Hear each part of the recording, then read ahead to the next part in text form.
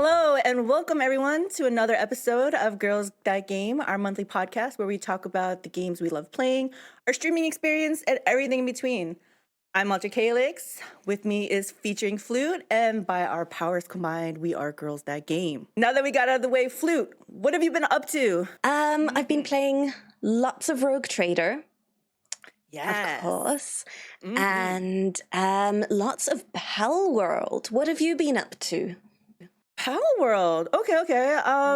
Yeah, like you, lots of Rogue Trader. And then I've been streaming once a week of Monster Hunter World, but playing off stream with hubby, a bit, because I feel like that's not really story driven, so I can just play it off stream. It's fine, and then play it on stream, and you don't really miss much. We're killing monsters. But Palworld, tell me about it. I hear so many people playing it and stuff. Yes, I also heard, of course, all of the talk going on about it online. Drama, yes. Oh my goodness, there was drama all over Twitter and gaming news sites and Reddit. And obviously it was blowing up on Steam. It was pulling in big numbers. And I was... Big numbers. Yeah, absolutely. I was so disinterested. Oh, really? Yeah. Disinterested, okay. I could not have cared less. I saw a bunch of the drama. I saw it being just like, oh, it's Pokemon with guns. That's what everybody compares it to. Yeah, exactly. That's that is literally the description. Yeah. Pokemon that is what everyone says about it. As if that's the selling point. I don't know how you feel about it. I'm sure people have tried to get you to play it.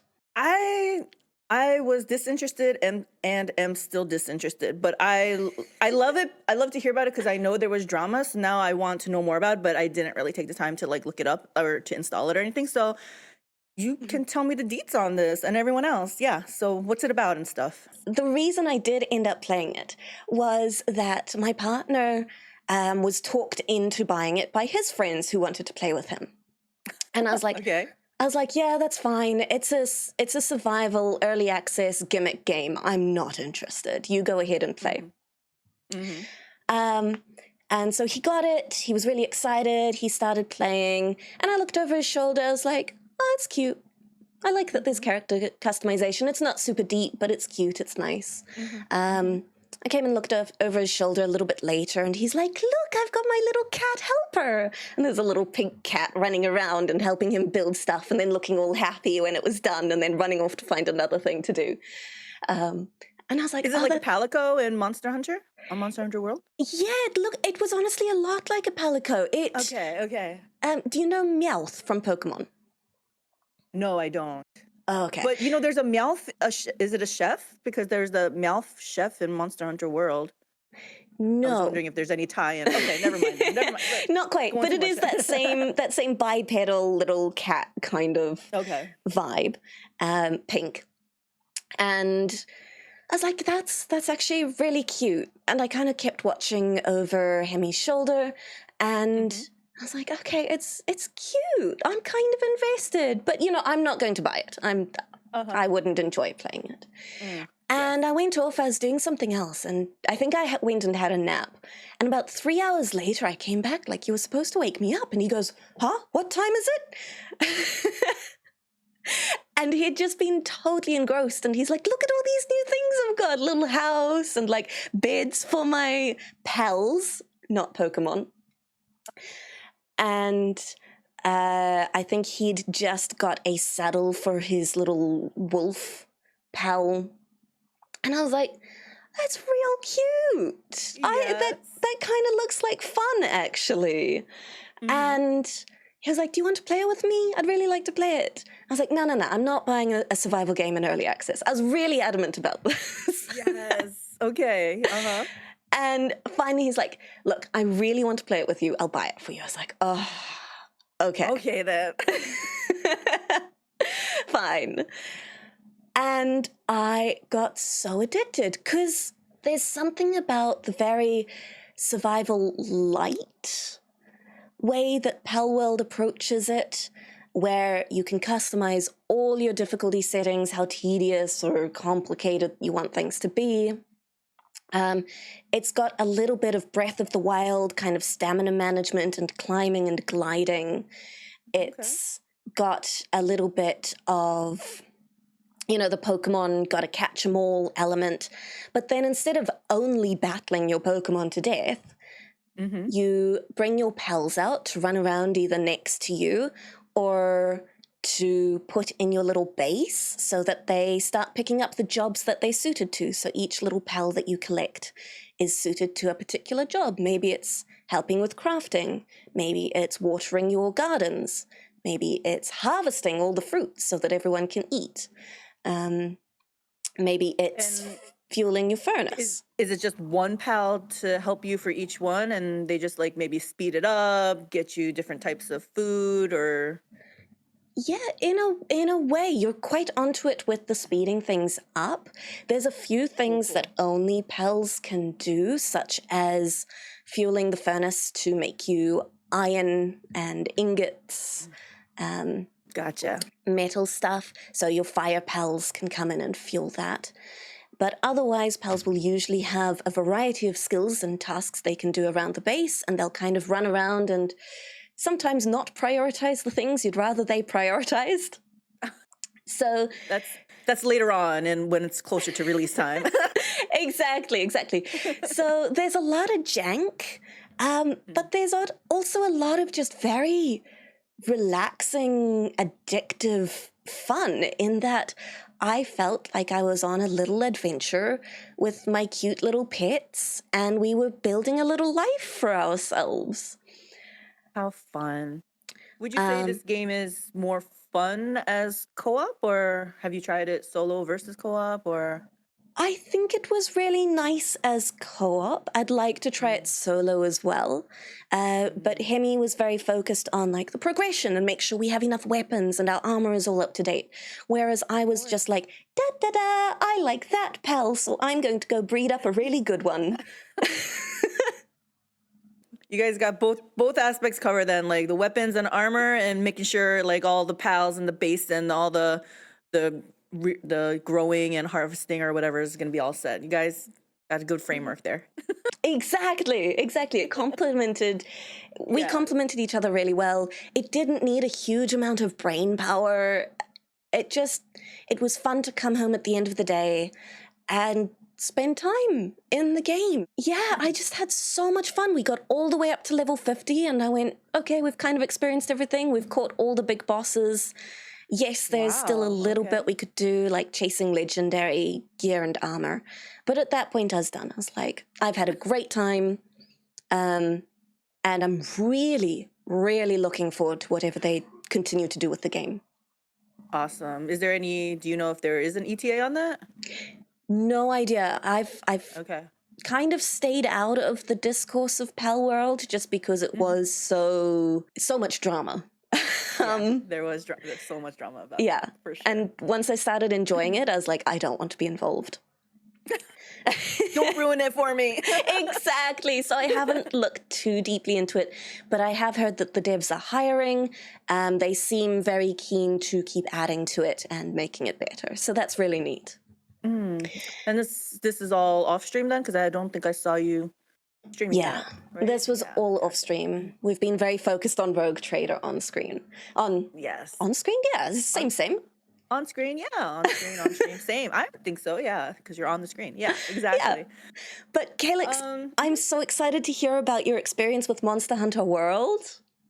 Yes, it's surprisingly, I know it's not new, but it's new to me. Like, hubby's been wanting to play it, and I was just like, but I was like, fine. I was like, next time it goes on sale, I'll buy it. It went on sale, and at first I was just like, okay, this is something, but it's really fun, and it's nice, and like, it's not as, I mean, it can be as time consuming as you want, but you can stop whenever too. It's not like, oh, I'm right in the middle of, this long story. It's like, no, if I have like 10 minutes, I'll just go in, kill some easy boss or easy monster, and then come out.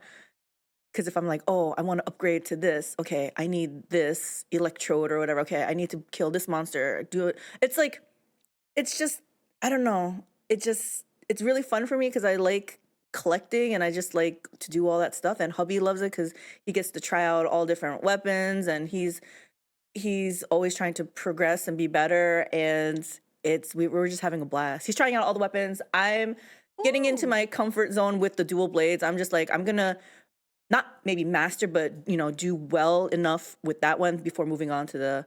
I'm just gonna try insect glaive. I know you said you love that weapon, I right? love insect glaive. Yes. It's a little confusing for me, but that'll be the next one I try out. I'm like, what are these numbers? What are red extract? What are you talking about? So, Yes, that is something I did have to watch some guide videos on that. But it's just so much fun to do the flippies. yes, that's what I love too. The vaulting thing, and sometimes you get to mount the monster. I'm like, yes, yeah. And there's, I guess, I don't know when, but I guess there's gonna be an expansion or sequel or whatever. The Monster Hunter, is it Wilds or something? Wilds So- next year.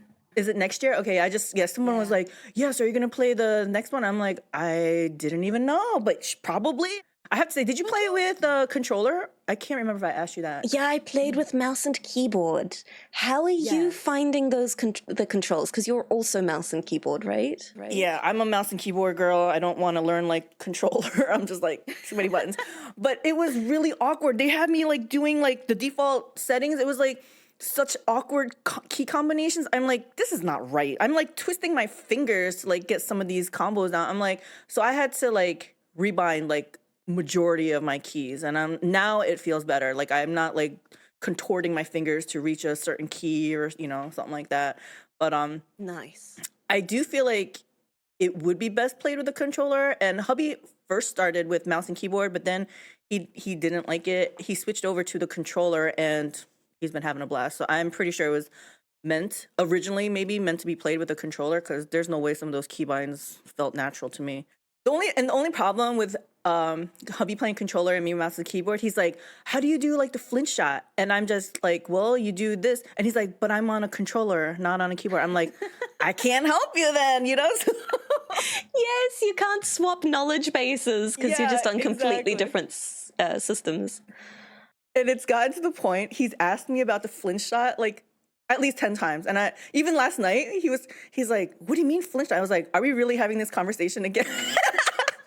Have you tried any of the ranged weapons with mouse and keyboard? I have. I tried the bow. I'm not a fan of it. I don't know if I ever want to play like one of the ranged weapons. It's just, I don't know. I didn't like it. What about you? Did you? I also really hated the ranged weapons, at least using mouse and keyboard. Exactly. You know why also? Because for me at least, the keybinds were like messed up or something. Like it wasn't so bad. Okay, yes. Okay, someone who agrees with me. Yes. I was like, what is this? They weren't consistent. Unusable. Yeah. It's like, what are you doing? So I was like, no, to keep it simple for me, I'm just like, no, I'm not gonna play a ranged weapon. I was with you as well. And especially as a lot of the advice for new players was like, play a ranged weapon. No. Yeah, no. Not at all. Exactly. I don't know. I really like the dual blades. I just get in there. The only thing is I can't block, so there's a lot more dodging. Whereas hubby's like, look at me, I'm blocking. And I'm like, does it block like 100%? He's like, near 100%. And I don't know if, I don't know if later on it gets harder and so it's not blocking as much. But right now he's just like, oh, this thing's going to come at me. I just block. And he's just like standing there blocking. I'm like, Whereas me, I'm like dodging all over the place, trying not to get hit. So I don't know. Some of the weapons are more noob friendly, I guess, than others. So yeah, Monster Hunter's a blast. I'm trying to think what else have I been doing. I visited the Gears Workshop. The store is called Gears Workshop. It's a Warhammer store that was close to me. It was like 30 minutes away or something. Yeah. And I was like, because, I was like all into the Warhammer lore, and I'm like, I'm going to go visit it. Not going to lie, I was a little bit let down just because it felt like a miniature store mostly. Like 90% of the store was miniatures, which I knew that they did miniatures, and stuff. But as a new person just getting into the lore, I wanted more, right? They had some books, but it was like a tiny little section like of shelving, like maybe just like 2 feet wide, maybe 4 or 5 shelves of books. And he even said, like the store guy, he's like, yeah, some of the most popular books are sold out, which I'm sure the game coming out probably incited that too. So didn't get to see a whole bunch of that. They didn't have a lot of merch. The only merch I came out with was this, if I can see it, it's a little skull. I think they called it a silver skull. That's the faction. Pin badge. Oh, yeah, so that was cool. But I was like, I would have, if they had more, I would have definitely come out, spending more money, but they did not. And then they had this like free miniature. I don't even know if this is the right way, but free miniature of the month. Like I said, I don't know if this is the right way, but that's what this is. And I looked at it, and he's like showing me this, and I'm looking at it. I'm like, I was like, do you have like a finished model of this? Because I don't even know what this, like how it's supposed to look. And he's like, no, unfortunately we don't. He's like, but then he said like they do a tutorial on painting. And you get to go home with a free miniature as well, like a different one of a Space Marine, I guess. But that one you have to sign up, like sign up for an appointment, I guess, or something for the tutorial. I was like, yeah, I wasn't sure if I was ready to commit to that level. You know what I'm saying? Like, Gotcha. There's so much going on with Warhammer. But he was painting when we first went into the store, and it was really cool to see. Like, he's like painting a whole army. He showed us like the completed works of what him and the store manager, I guess, they do all the painting of the miniatures in the store. That's not in like a glass case, because those are like other people and like professional ones, I guess. But they looked really good, and I was like, wow. And he said it takes like, because I was like talking about like, oh, such a time commitment. It's like, this is too, I feel like it's like going down a rabbit hole. And he's like, he's like that whole thing with it was like a Tyranid versus the Space Marines type of thing, like a week and a half. So I was like, okay. Yeah, it's not bad, but I just know myself, if I get involved in this, oh my gosh, I'm going to need like 20 different paintbrushes. I'm going to have I don't want to get involved in this. I don't have time. I don't have enough time as it is. It is a very time-consuming hobby from what I understand. Exactly. But I do hear that there's a Warhammer World store in Nottingham, England, I guess, UK, and I mean, I wouldn't make a special trip just to go there, but if I was ever in like London or anything over there, I think I would stop by to check it out, because I feel like they are probably more catering to like the touristy and like selling more merch. So I'd be interested in that. Interesting. So what kind of merch would you be interested in? Even if it's like a completed but not super expensive, like a miniature. Yeah. So like a painted miniature rather than unpainted. Yeah, because the unpainted, they just, like I said, it comes like this, where it's all like I have to cut it out myself. Yeah, I was like, I don't even have. I'm guessing you need special cutters for this. I didn't want to get started. I was like, I have no idea. More, yeah, just even a flag. I mean, I can't even think of anything. I don't know, maybe. I have no idea. A plushie. Yeah, plushies, keychains. Yeah, keychains, exactly. Something. T-shirts, maybe, like. Oh, yeah. So anything.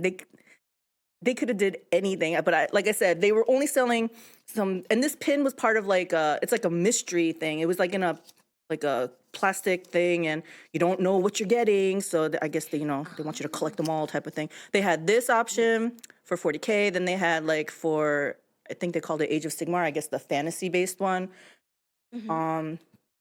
Purity seal. And then that's basically it. There was like nothing else for me to buy.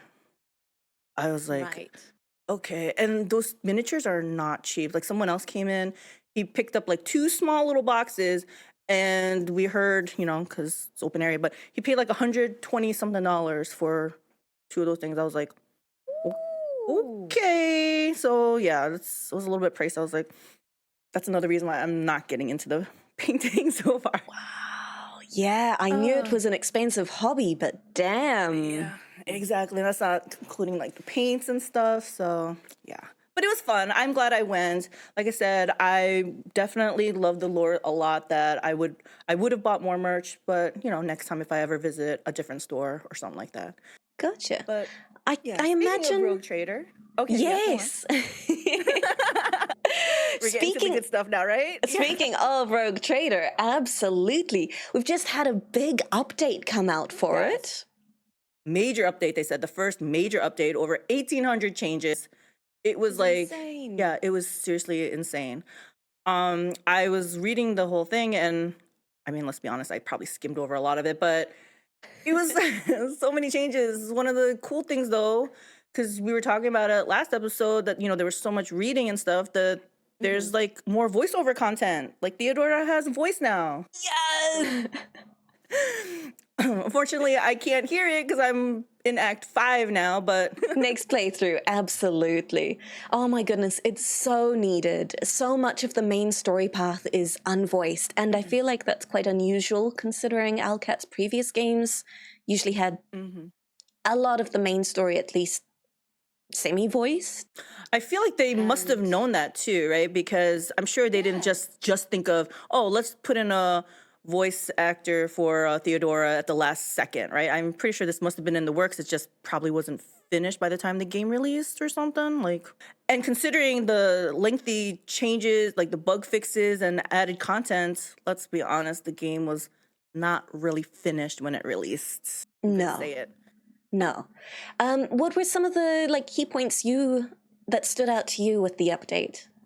So I have 2 officers in my party, so I noticed when they said nerf to officers and how they fixed the silly damage multiplications. I was like, what? Because let's be honest, I guess they were a little bit overpowered. Not just the officers, but my party members. They just, because of the officers, I guess their buffs and extra turns and everything. It was I did feel a little bit overpowered. So they did the nerfs to the officers. I'm really missing out on the vendor thresholds reduced by 20%. I cannot partake of that part because of where I am in the story, I guess. So I was a little bummed out about that, because I saw some items that, the vendors were selling that I really would have liked, but I couldn't get my rep up too high. Oh, damn. I was very pleased to see that, because I'm still in... I assume I'm coming towards the end of Act 2, but I'm really hoping to be able to take advantage of that. Yes. The only thing I can say is, I know people said, it's hard to get rep up with everyone, but I just figured, okay, maybe not 1 or 2. I have not gotten any of my reps to max. Really? So I'm either missing out on a lot of loot to, trade in, or I'm not doing something right, because I am nowhere near, maxing out the rep. But maybe I was supposed to narrow it down even more. I was kind of letting the colony projects guide it. They're like, oh, colony project says you need X amount of rep with whatever. So I was like, okay, so I would wait until something like that happened, then I would pump in the rep for that faction. But then I guess what happened was the rep was spread out too thin amongst all the vendors. So another future playthrough, I guess I would narrow it down, 1 or 2 maybe factions that I would max the rep with. So I don't know, something like that. Yeah. Another thing that affected me was the bring it down can no longer be applied to the same ally more than once per round. I don't know it could. I fed Pascal almost he was so well fed. He was so fat. I mean, he was I had 2 officers feeding that to him. He was just ramping up. Oh my gosh. It was freaking awesome. But now only once per turn. So it's a little bit of a bummer. Now everyone has to get bring it down, spread out, and some people what are they gonna do? If my girl gets it, she's just gonna buff. She doesn't do any damage. So it was because filtering protocols was also broken. I don't know if you took advantage of it, but it's the one that you get 1 AP back for using a plasma weapon. So I can't say we've been using it. So what happened, and that's just a passive talent. So what was happening is, he would shoot with his plasma, he'd get an AP back. Then I had this, because I was a bounty hunter, I had claimed the bounty or whatever. It's a free shot. He would shoot that with his plasma weapon, he'd get an AP back. Actually, I think he got 2 AP back. I think that was definitely a bug. So it was he would shoot. First of all, even with Bring It Down, I'd buff, he would have 3 AP, because I'm towards the end of the acts and stuff. We had 3 APs. Buff 2 of the 2 times, hit with his plasma gun, then he'll get refunded 1 AP. I would hit with claim the bounty. Then I would end my round, or not the round, end his turn like that time with 2 AP. So then I would do like 2 more buffs, and I was like, whatever. Wow. And then that would happen at least twice per round because Cassie would do it, I would do it. And then because of the officer shenanigans, like this was definitely a bug somehow. Cassie would sometimes go like multiple times in a round. Really? Yeah, like shooting wise too. Like she has a staff. Is it the Bloodhound staff? I think that you can shoot twice. But then because of, I think, like, giving extra turns to other people, then she would get, all of a sudden she gets like full AP, full MP, and she gets to go again. And I'm like, I don't know why this is happening, but okay, but can't do that anymore. Can't do that anymore. She gets the extra turn, but you can't reuse an ability. So if I used like her Littlest Stare, couldn't do it on the next time she got an extra turn within that round. I'd have to wait till next round. So those were some of the things. One of the things that I read that I was really happy to hear was Ulfar got buffs. I wanted to like him. He's the Space Marine in the game. He's like the ginger one on the cover art, right? Yeah. Yes. But he was so janky, like, because he's so big. He takes up 2x2. Ooh. So he doesn't fit a lot of times. Like, yeah, I can see that being a problem. Oh my gosh. His biggest asset in Act 4 when I was, or Act 3 or whatever, was him just being a distraction. Because he couldn't get to the fight. He couldn't fit and he couldn't get to the fight. I was like, really? So it was really annoying. But seeing that he got some fixes, I was like, okay, maybe he won't be so bad. Do you know what kind of fixes? Yeah, he got some flat out buffs to his like stats, but he also, I think they said he'll get better or new starting equipment. He will have something with, instead of, it's not specific to him, but space, maybe soldiers. I don't know. They can use demolition instead of int for ranged AoE power, I guess. What else was there? Interesting. Oh, it says something about he can fit in smaller doors now, which, like I said, with his size, yeah. So that sounds good, right? So I'm hoping that just means that's not specific to the doors. I'm hoping like he'll just fit in tighter spaces better, but we'll see. But that's all I have. What about you? What do you? I am really excited about the multiplayer fixes. We've had a lot of bugs. Okay. Do you think it was multiplayer specific? Like, is it janky with multiplayer? I'm really unsure. There are definitely some things that are multiplayer specific. One that we've been very frustrated by frequently is desyncing. So pretty much every time we'd get into a combat, if there was an AoE shot of any sort, sometimes even single shots, but AoE were more common because more targets, on my partner's computer, he'd see certain things hit or do certain amounts of damage. I'd see something else. Boom, desync. Okay, we have to reload the whole thing.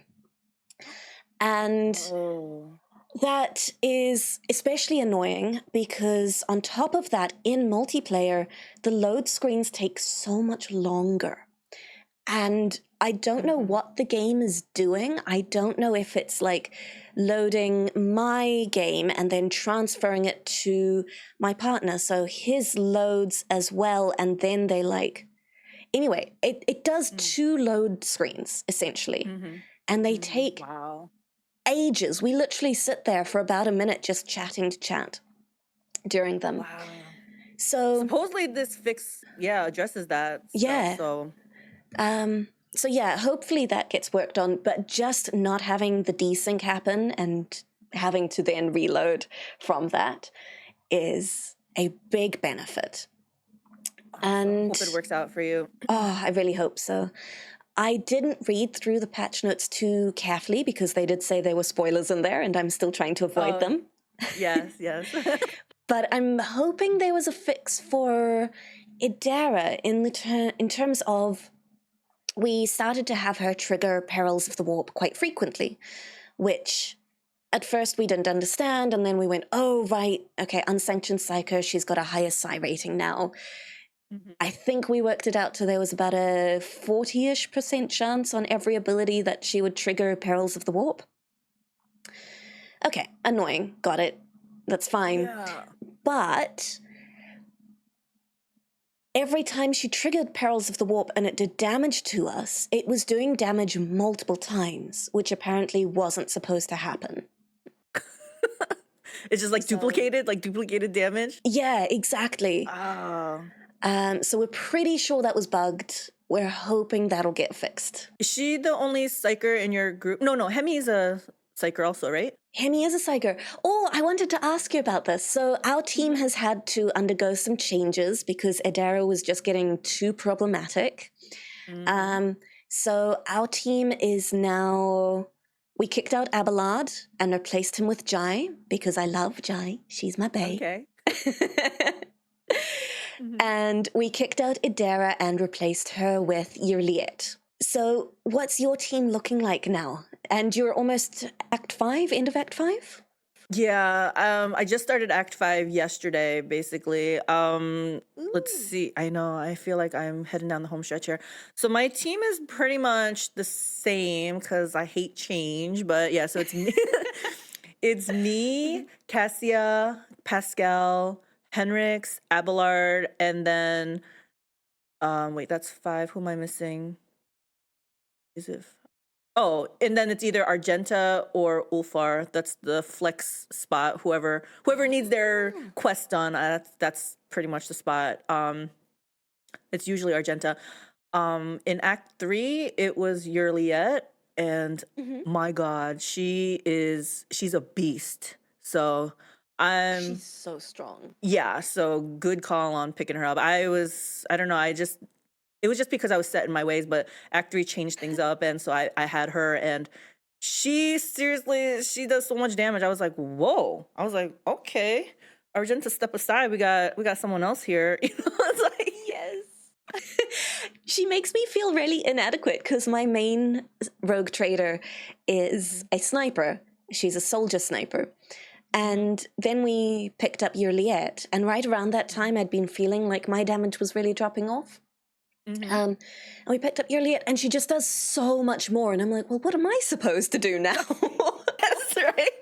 I was surprised at how much she does. I was like, what? So yeah, she's good pick there. Good pick up there. Why did you end up benching her? Reasons, you'll find out. Oh. Oh, that's suspicious. I don't know if you'll have the same reaction as me, but yeah, we have, you'll find out reasons.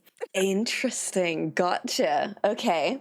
And now Pascal has taken over as damage dealer from Argenta. What class did you make him? He is a bounty hunter, which I don't know if it's the best one, but I don't really want him in melee. Just personally, like, not because he's not good at it. I just don't want him in melee. I already have too many melees with Henrix and Abelard. So and plus I like him using that plasma gun, like I said, because he has a lot of talents and stuff that kind of synergize with plasma weapon. So he's really strong with that, I feel. And I still love Pascal. I loved his quest. Yeah, he's really good. I'm really happy with him. So what's your full party? Let's hear this. Oh, okay. So my full party is my rogue trader. She's a sniper that I took down a very strange intermediate route of soldier and then tactician, master tactician. Then we have Jai, Yurliet, Hemi, Cassia, and Pascal. How's Pascal working for you? He's doing so much better now that we've kind of focused on his melee. Oh, you made him melee. Okay, let's hear about this. We didn't do anything super interesting with his class. We kept him as, what is it? It's the one that puts down zones on the battlefield. Grand Strategist. Grand Strategist. That's the one. Yeah. So there's nothing particularly interesting happening there, but his melee attack is just so strong. and so much more reliable than any of the ranged weapons we've given him so far. So we're focused on that.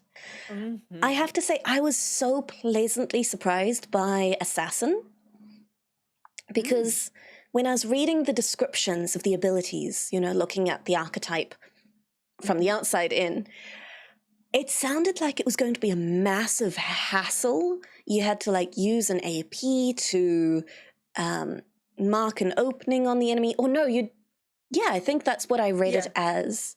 And then mark an opening, Yeah, and I thought that would be on any side, and you'd have to like move your character all around to try to get to the opening. At least that's how it read to me. You're not. That's how I read it too. That's why I was like, I don't want to be bothered. But yeah, it sounded. I think you're realizing what's happening, right? It sounded so tedious. I was like, oh, that sounds like work. No, thank you. Yes, effort. Yeah, exactly. And then I made Juliet an assassin, and I was like, oh my gosh, every enemy has an opening just automatically, and you can use the ability to make sure it's on the side facing her. So you could choose an enemy that already has it, or you can put it on properly. It was just so much easier than I thought it was going to be. I was like, that is some poorly worded archetype nonsense. Yep. And then I don't know if it was a talent. It must have been a talent, but at some point that create an opening was 0 AP for me. I think not the first time I used it, maybe the second time. So especially for Henrik's, like, cause he's melee for me, like if the opening was like on the back or on the side that he's opposite on, like I just replace it for 0 AP, like, and then it's right in front of him. So it's definitely, it's definitely easier than sounds like from what we both expected it to be. I really thought it was gonna be tedious also. Yes. Okay. I'm glad because I was like, hold on a second. Was I just reading the whole thing wrong? But I think it was just very poorly presented. I just wanted to ask also for Warhammer, are we still having fun in this game? That's an interesting question. Why don't you go first? Okay. I'm going to say, you know how I was just gushing over this game, right? I was like so into it, so in love with it. I was like, I'm all in. And then I want to say maybe Act 3-ish, I saw more bugs and jankiness. And I'm like, it just wasn't as fun. And someone commented that they were like, if it wasn't for the Warhammer setting, this game would be a very like meh CRPG. And at that point in time, I was, because with all the bugs, and I was like, I'm kind of over this. So I was like, I kind of agreed. I was like, it's definitely the Warhammer lore that was really still like pulling it for me, type of thing. And even now, it's gotten. I don't even know if it's gotten better. I mean, I'm still having fun, but I'm not as gung-ho about it. I still love the lore. Whenever someone like gives me tidbits of the lore, I'm like, oh, that's so cool. I was like, what are you talking about? Or can you explain this? And I love it. But yeah, I don't know. I think it might be the bugs. So maybe with the, with the big patch, the major patch, maybe things will get better. I only had a chance to play yesterday, and I mean, I didn't really come into bugs. So, I mean, I'm sure, the bugs play a big part, right? It's like, I'm not having fun, type of thing. So I think that's what it is. I'm still having fun, like I said, but it's just, I love the lore more. What about you? Are you still having fun? I'm still having fun. But I think, like you said, there's a few things that dampen that a little bit for me. And unfortunately, it's very similar to previous AlteredCalyx games, where I love what they're going for. I love how the world is set up. I love that there are potentially massive world-spanning consequences for what I'm doing. But it's such a big game, and that is so intimidating when, 1, there are bugs. 2, load screens take forever. And there's lots of them. And there's lots of them, exactly. Like, I'm actively not really going back and forth between my ship and the world map, even though I know I should be going back and talking to people and catching up with my companions, because I'm like, I don't want to do multiple load screens just for this. Exactly. Um, Exactly. yeah.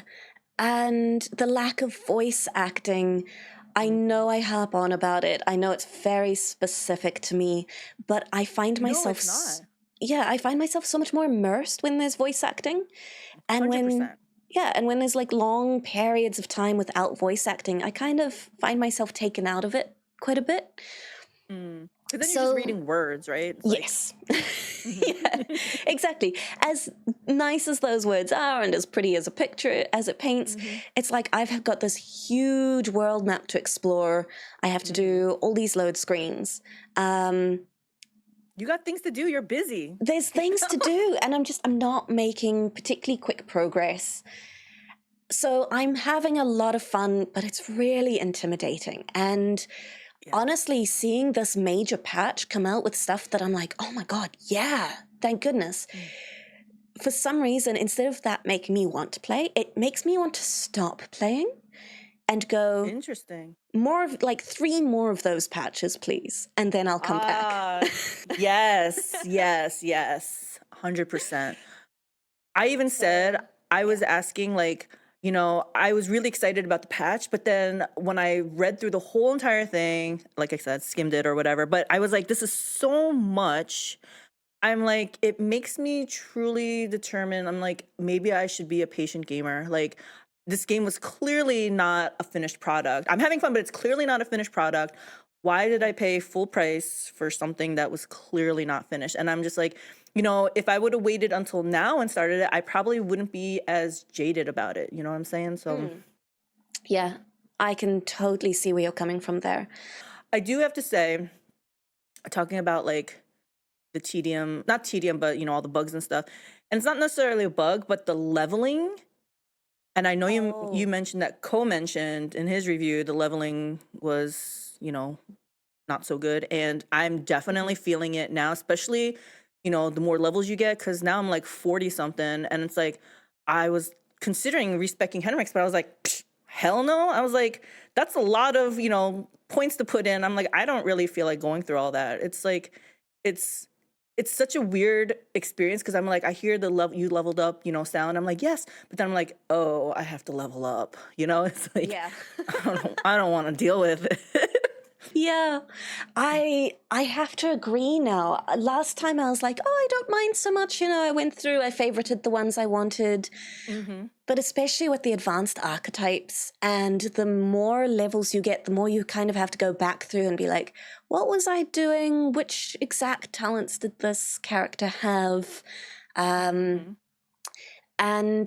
especially while streaming it, I'm very conscientious of this big break in like anything happening while I slowly read through 50 odd talents.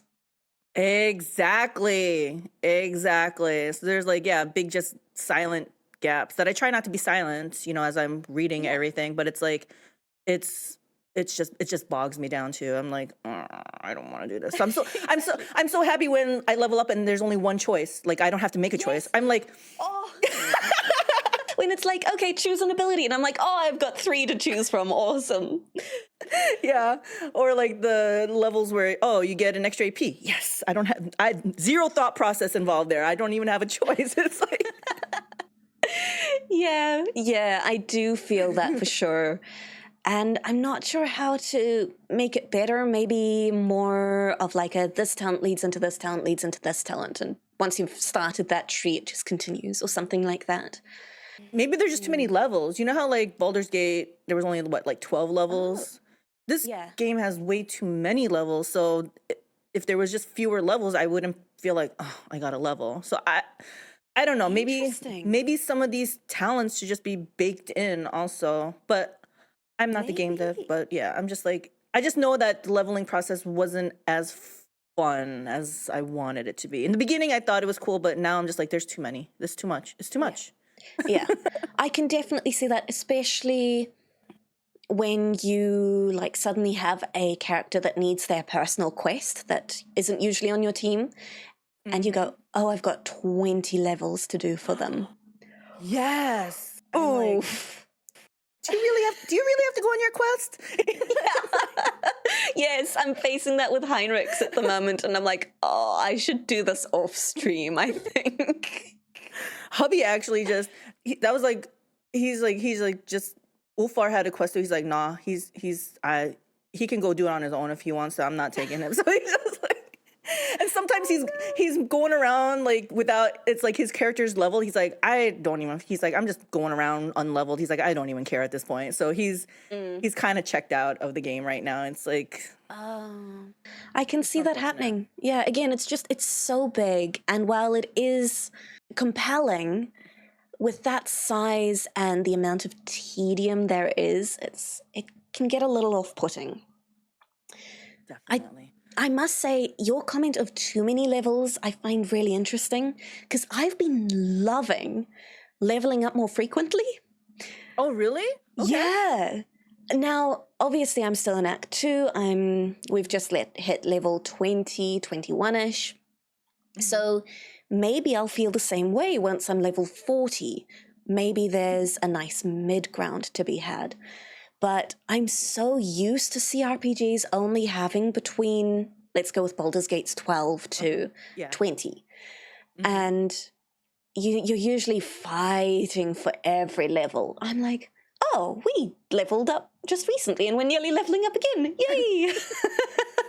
I do like that feeling. It's like progress. It's like progression, right? It's like, yes, I got another level. It's for me, it was just the tedium of there's so many choices and stuff, but I don't know. Yeah, I'd like to know your opinion in, next month. Let's see how far you get. And then I would love to know if it's the same or, it's a little bit shifting or what have you. Yeah, that'll be a fun little comparison point. I also am very curious about your take on space combat. Space combat in the beginning, I hated it. I was like, I actively kind of avoided it. It just felt too hard, I guess, but they nerfed it a little bit. They made getting the upgrades, easier. This is from the previous patches. They did do some more fixes with it with this patch as well, and now I don't mind it as much. And considering that they did not fix this, I thought it was kind of an exploit when I used it, but they didn't fix it, so maybe it was intended. I'm pretty sure it's not intended, but yeah. So I mean, would you like to know? I'm not. I don't know. If it makes space combat easier, I'm all for it. Okay. Good. Okay. So in the middle of combat, you can open up your void ship stuff, and you can repair your hull to full. It's like a free heal. Well, not free. You have to use scraps, but still. I thought you could only do it before and after the battle. No. In the middle of the fight, in the middle of the battle, if you're low on your ship's health, you just go into that void ship, UI and click repair hull, and it repairs it to full as long as you have the scraps for it. Pretty sure it's not meant to be like that, but I'm using it because some of the fights were really hard. And I was like, I don't care. I'm going to use it. Gotcha. So let's see how your opinion changes after that little fresh tip there. Yeah, that sounds so much easier. It's just, I don't hate the idea of space combat. It hasn't really clicked for me yet, but Hemi's quite enjoying it. Oh, he is? Okay. Yeah, so he's definitely kind of making the better decisions than me in space combat. So how does that work in co-op then? The space combat? Not super. Okay, it works, but it doesn't feel co-op. Like either of us could move the ship at any point in time or use the cannons, etc. So we have to make sure we're communicating about who is doing what very clearly, so that we don't end up clicking on two totally different sections of space, or being like, I'll shoot this cannon, oh, but I'm shooting this cannon. Okay, gotcha. So yeah, that's an awkward one in a way, but it works. Yeah. It's fine. And I said on stream the other day, I was like, I think I'm just going to start avoiding space combat. I don't think I'm super into it. It's another time sink in an already massive game. Yes. And then someone on YouTube was like, you'd better start doing them because they become compulsory. I was like, oh no. Yeah, exactly. There's definitely, yeah, at least one where you can't get away from it. Or, yeah, there's more than one, I think, but yeah. So might as well do them because you got to upgrade your ship and stuff. Do you have any other last details for either Warhammer or anything else? I think, like I said, I'm probably gonna put Warhammer down soon. I really want to come back to it, but I want to come back to it when it's well patched, when it's in a state that seems more enjoyable, like maybe how it should have been released, maybe with more content. Yes. Yeah. It's like one of those longer you wait, maybe it'll be better and more fun, right? Exactly. I've got a game called Unicorn Overlord coming out soon, which I'm very excited for. Pretty much as soon as that comes out, I think we'll be switching over. And obviously I will come back to Rogue Trader. I really do want to. I just want it to be smoother. What's coming up for you? Last Epoch is coming out tomorrow, I believe. It's a ARPG. And hubby has been bugging me. He's like, you're going to play it? You're going to play it? I was like, I don't know. He's like, but you love ARPG. I was like, yeah. I was like, okay, fine. I'll do it. So I will definitely be coming and checking it out if you're streaming it, because I'm actually quite curious about that game. Oh, really? Okay. Very cool. Very cool. Yeah. So definitely going to be streaming it tomorrow, Last Epoch. And then I don't know what's going to happen because, like I said, I'm going to go back to Rogue Trader because I feel like I'm almost done. So maybe another day or two of that, and then I'll stream some more Last Epoch, and then we'll see what happens. I have quite a few games on my backlog. There's too many. I don't have enough time. You know what I'm saying? And there's new games coming up. So Yes. I'm sure you have a long list of, games that on your backlog as well. So many, but like you said, there's a lot of games coming out, and certainly for me, a lot of games that I'm excited about are coming out over this March-April period. So once I've played those, we'll have to see what's happening, and then maybe I get to my backlog. But until then, there's an exciting amount of new releases. All right, so where, when, what, where can we find you outside of this podcast then, Girls That Game? So outside of the Girls That Game podcast, you can find me on Twitch. The username is featuringFlewt. Also on YouTube with the same featuringFlewt names. All of my VODs are going up there. And if you'd really like to join the Discord, then links are on my channels. Excellent. I'm AlteredCalyx. You can find me on Twitch, YouTube, Twitter/X, all under the same name, AlteredCalyx. I think that's about it. That's the end of our episode number 2. If you're watching this episode, you've landed on featuringFlewt's YouTube channel. We're off, like the odd numbers will be on my YouTube channel, and the even numbers will be on hers. Yeah, so we're just kind of alternating. So if you've missed the first episode, be sure to pop over to AlteredCalyx. We will put them all in a big playlist, so you can see that in the description below. All right, that's it for us, guys. Take care, and we will see you next time. Stay safe. Bye-bye.